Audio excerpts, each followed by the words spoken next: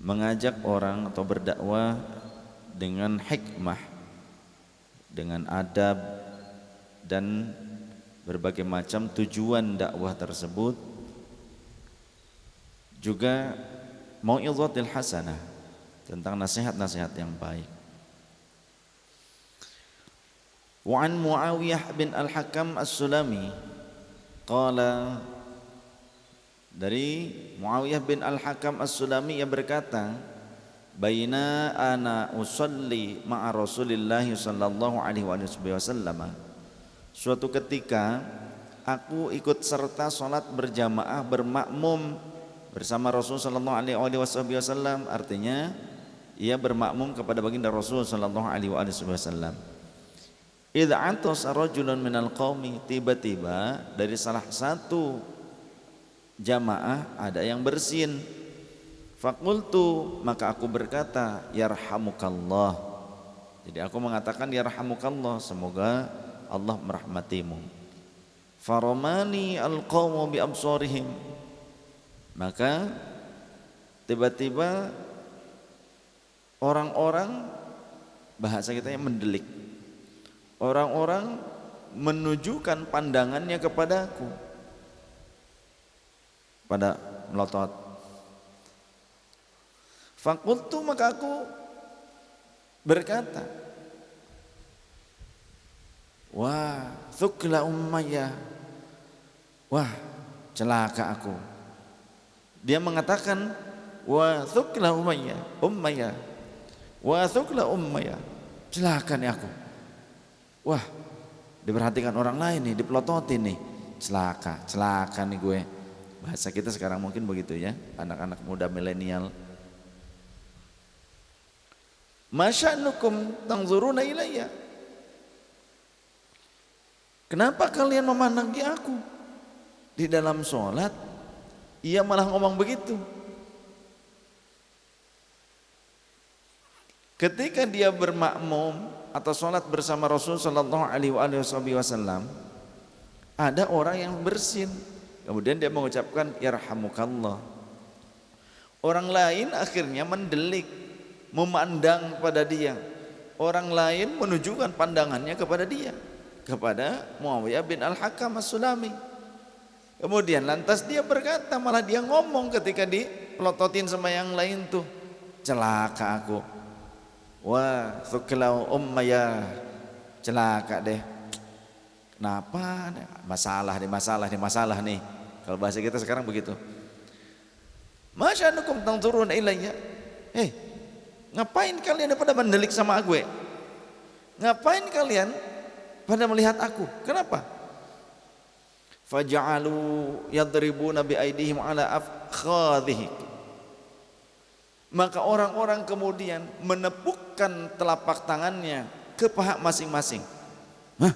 Kalau bahasa kita begitu mungkin ya, sambil mendelik begitu, sambil memukulkan telapak tangannya ke paha masing-masing. Orang-orang yang melihat banyak yang seperti itu, begitu kurang lebih. Falamma ra'aituhum yusammitunani lakinni sakattu,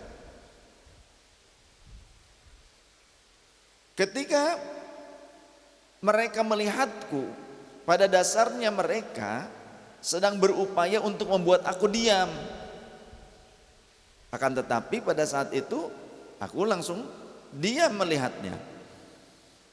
Falamma, jadi tidak melawan seolah-olah. Ketika mereka memukulkan telapak tangannya ke pahanya sambil mendelik, sambil melihatkan matanya kepadaku, sambil melihat aku, sambil memukulkan telapak tangannya ke pahanya.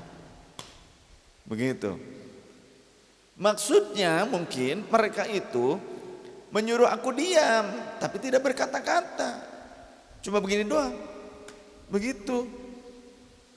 Ya akhirnya aku diam. Lakinni sakattu. Falamma shalla Rasulullah sallallahu alaihi wasallam, tatkala Rasulullah sudah selesai salatnya. Jadi makna salat di sini adalah yang lampau, Rasulullah sudah menyelesaikan salatnya. Fabi abi huwa wa ummi, maka demi ayahku dan demi dia diri Rasulullah dan demi ibuku, ma ra'aitu mualliman qablahu wala ba'dahu, aku tidak melihat seorang guru sebelum beliau ataupun setelahnya, artinya masa dulu hingga masa berikutnya, aku belum pernah melihat seorang guru yang ahsana ta'liman minhu, yang lebih bagus cara pengajarannya dibandingkan beliau Rasulullah sallallahu alaihi wasallam. Fa wallahi, maka demi Allah, maka harani, tidaklah Rasulullah membentakku, wala darabani, tidak pula Rasulullah memukulku, wala syatamani, dan tidak pula Rasulullah mencela diriku ketika aku salah. Qala, malah justru Rasulullah berkata, inna hadhihi sholata la yasluhu fiha syai'un min kalamin nasi, sesungguhnya sholat ini tidak pantas di dalam sholat ada sesuatu berupa ucapan-ucapan manusia. Seperti tadi kamu mengucapkan wa thukla ya celaka nih. Kemudian kamu mengatakan pula masya'nukum tanzuruna ilayya, ngapain kalian pada mendelik sama aku. Itu kan ucapan-ucapan manusia di luar urusan zikir, di luar urusan doa. Berbeda kalau doa tidak masalah, tapi harus dengan bahasa Arab tetap. Kalau di luar bahasa Arab batal nanti doanya.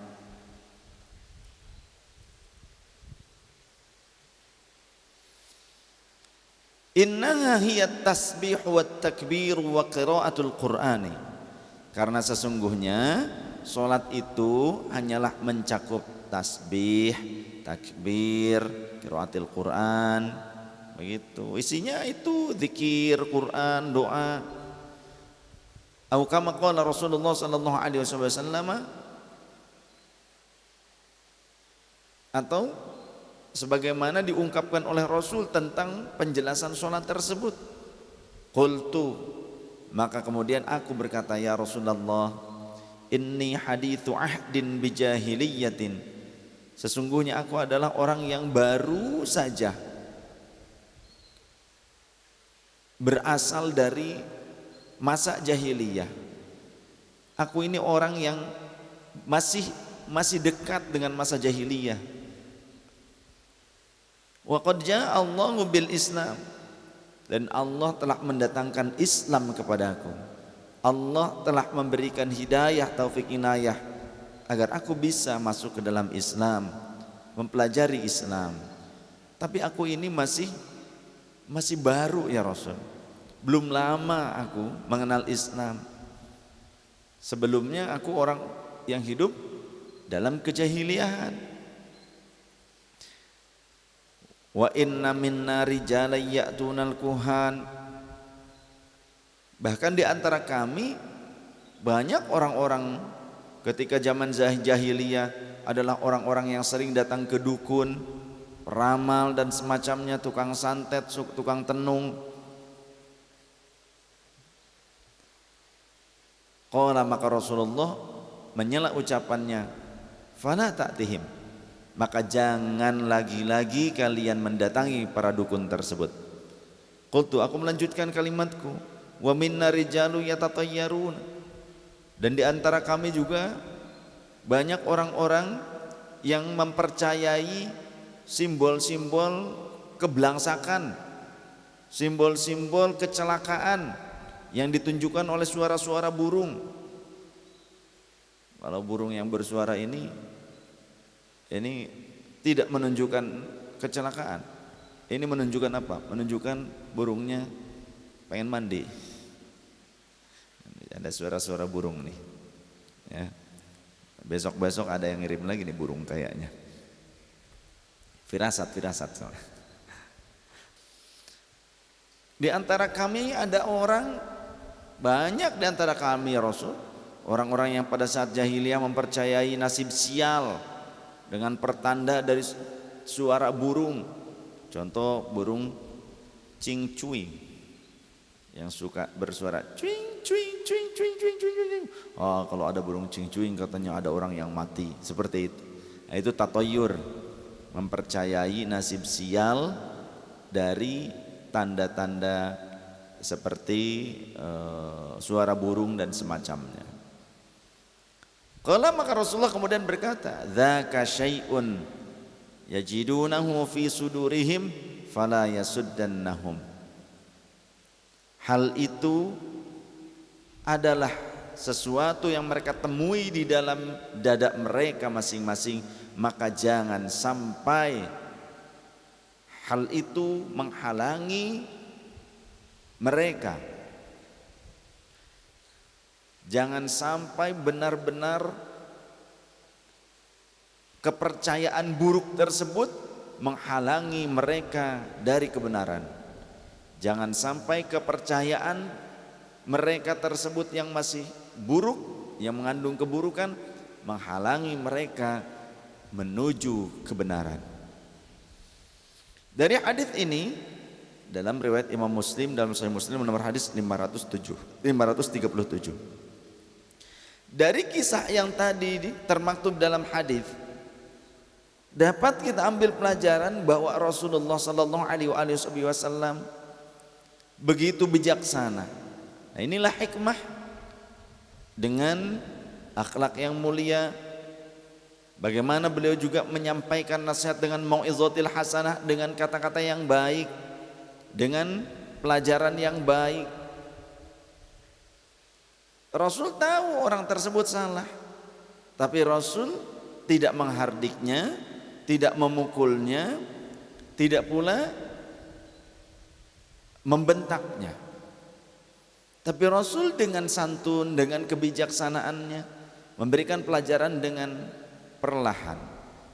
Maka ini pula yang menjadi landasan banyak para masyayikh, syuyukh, guru-guru yang mereka sebetulnya tahu kesalahan-kesalahan yang dilakukan oleh murid-muridnya. Si fulan melakukan ini, si fulan melakukan itu. Ada kalanya guru tahu tapi guru tidak langsung memarahinya. Tapi guru juga tidak menghardiknya. Guru begitu bijaksananya perlahan memberikan contoh yang terbaik, dan yang terpenting guru mendoakan mereka.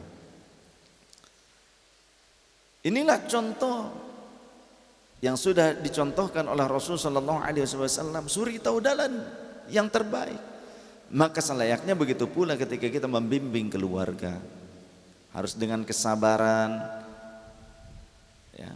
Seperti suami mendidik istri, bukan harus dengan kekerasan. Ketika suami tidak keras kepada istri, bukan berarti suami itu takut kepada istri. Ketika selama si suami terus memberikan nasihat, memberikan bimbingan kepada istri, maka suami berarti telah melakukan kewajibannya. Jika istri ternyata malah justru memberontak, jika istri justru melakukan hal-hal tindakan-tindakan buruk, ya berarti istrinya istri durhaka, nusyuz namanya, seperti itu. Dan bagi suami, ketika suami sabar, itu merupakan ibadah yang paling murah. Kenapa disebut sebagai ibadah yang paling murah? Kalau ibadah-ibadah yang lain kan, kalau sodako harus ngeluarin uang, hajian harus ngeluarin biaya, seperti itu.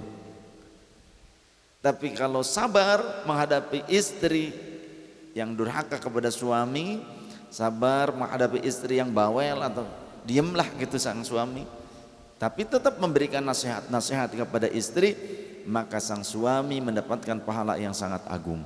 Qu anfusakum wa ahlikum nar. Jagalah diri kalian dan juga keluarga kalian.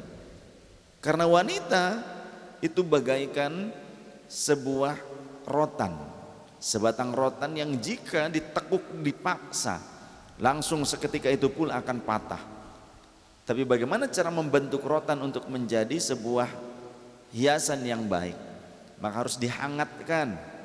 dihangatkan dengan api, tapi tidak boleh langsung menyentuh api, hanya dengan hangat api dari atas, kemudian ditekuk perlahan sedikit demi sedikit, kemudian dihangatkan lagi, ditekuk lagi, dibentuk menjadi sebuah bentuk yang indah. Tapi jika rotan tersebut langsung ditekuk, maka akan mematahkannya. Begitulah sifat wanita, begitulah keadaan kaum wanita. Oleh karenanya kaum laki-laki harus sabar dalam mendidik keluarga. Tanggung jawab kita sekalian, qu anfusakum wa ahlikum nar. Jadi besar dan berat tanggung jawab laki-laki, bukan hanya mencari nafkah lahir saja untuk memberi makan, minum, pakaian, ataupun cuma bikin anak doang, bukan. Tapi lebih daripada itu, tanggung jawabnya keselamatan keluarga dunia wal akhirah.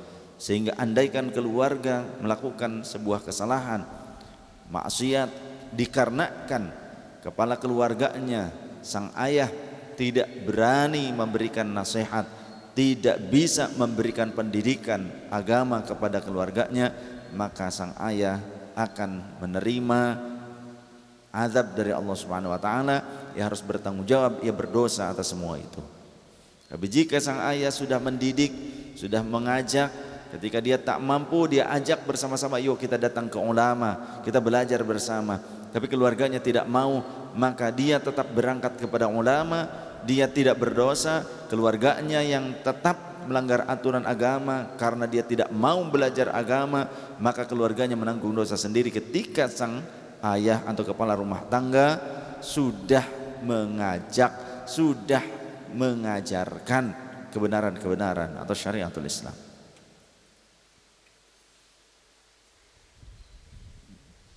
Jadi kalau kita selaku murid punya kesalahan, guru tidak membentak kita, guru tidak memukul kita, guru tidak mencaci maki kita, bukan berarti kita tak salah. Kita tetap salah, akan tetapi kita beruntung memiliki guru yang bijaksana, yang perlahan memberikan pendidikan kepada kita dengan kasih sayangnya. Walaupun kita bukan anak kandungnya, kita diperlakukan seperti anak kandungnya. Dengan doanya di setiap saat tidak pernah luput nama kita disertakan.